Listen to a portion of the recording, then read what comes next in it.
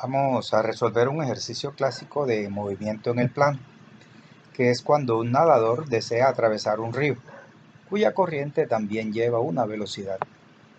Entonces tenemos el ejercicio que dice: un nadador que en aguas tranquilas nada con una velocidad de 3.2 metros por segundo, desea atravesar un río de 20 metros de ancho, cuya corriente lleva una velocidad de 1.2 metros por segundo. Calcular la velocidad del nadador medida por un observador en tierra, el tiempo que tarda en hacer la travesía y la distancia que separa el punto de llegada con el punto que se encuentra exactamente opuesto al punto de partida. Entonces, veamos la solución. Digamos que este es el ancho del río. El nadador va a atravesar el río. Su velocidad es perpendicular a la corriente. Digamos que esa es la velocidad del nadador en el río. La velocidad del río, que es perpendicular con la velocidad del nadador. Esta sería la velocidad que nosotros vamos a encontrar, que es la velocidad del nadador, pero medida por un observador en tierra, porque son diferentes las velocidades del nadador medida por alguien que se deje llevar por la corriente, que la velocidad del nadador medida por una persona que esté en tierra. Entonces digamos que el nadador parte del punto P.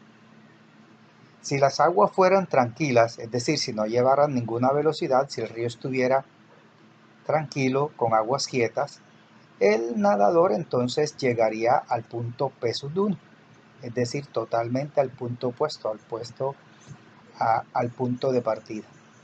Pero sabemos que las corrientes del río llevan una velocidad que va llevando al nadador, lo va arrastrando. Entonces ya el nadador no va a salir directamente en el punto opuesto al de salida, sino que va a ser arrastrado por la corriente, va a ser llevado más allá. Entonces sabemos que el ancho del río son 20 metros. Debemos encontrar entonces la distancia X que se separa el nadador del punto de donde llega hasta el punto que se encuentra directamente frente al punto de partida, es decir, desde el punto P sub 2 al punto P sub 1. Esa es la distancia que debemos hallar. Entonces comencemos hallando la velocidad del nadador. Digamos que como son dos vectores perpendiculares, podemos utilizar el teorema de Pitágoras para calcular el vector resultante. Entonces, utilizando el teorema de Pitágoras, nos quedará raíz cuadrada de velocidad del nadador en el río, B sub nr al cuadrado, más la velocidad del río al cuadrado. Ahora reemplazamos estos valores.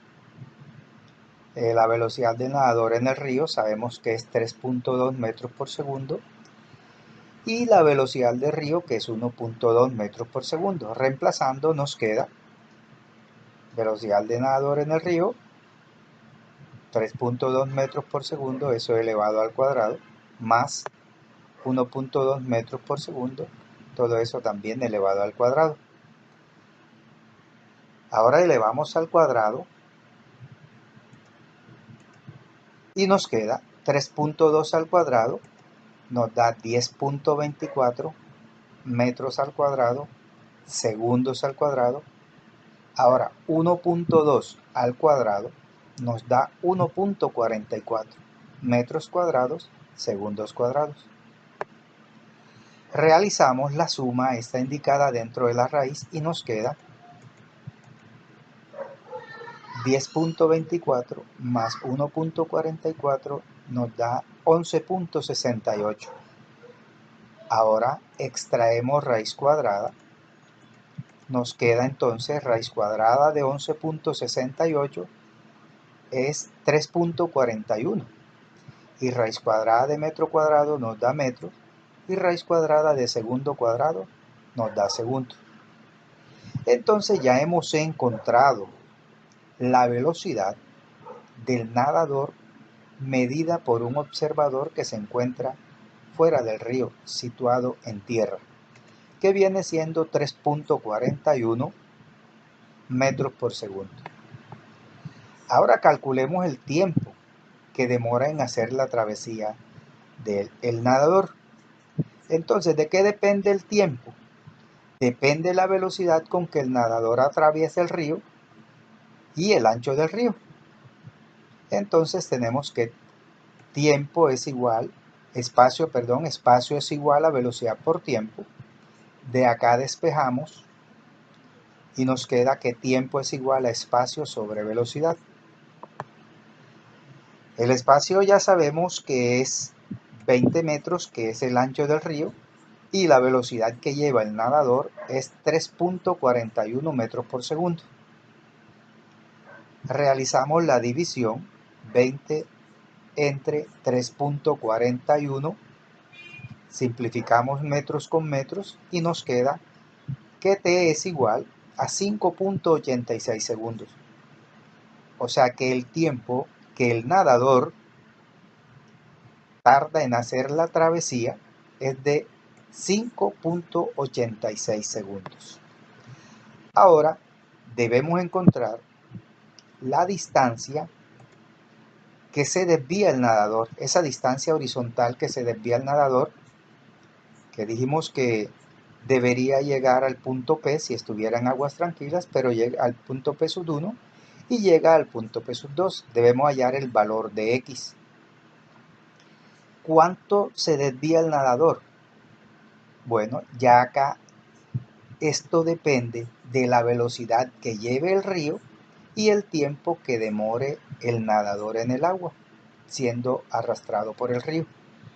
Entonces, espacio es igual a velocidad por tiempo. Reemplazamos y nos queda que espacio es igual a 1.2 metros por segundo, que es la velocidad del río, por el tiempo que tarda en hacer la travesía, o sea, el tiempo que tarda el nadador en el río, que es 5.86 segundos.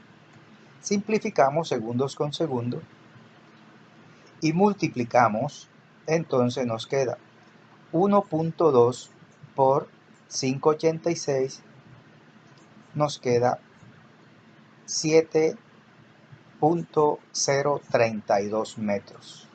7.032 metros. Es decir que la distancia que separa al nadador del punto de llegada es de 7.032 metros. Del punto de llegada con el punto que está enfrente, exactamente opuesto al punto de salida. 7.032 metros. Y hemos resuelto la situación que se nos presentaba utilizando el movimiento uniforme. Velocidad en el plano con velocidad constante. Movimiento en el plano con velocidad constante. Bueno, espero que les sirva para aclarar alguna duda y que puedan aprender a resolver estas situaciones clásicas del movimiento en el plano. Muchas gracias.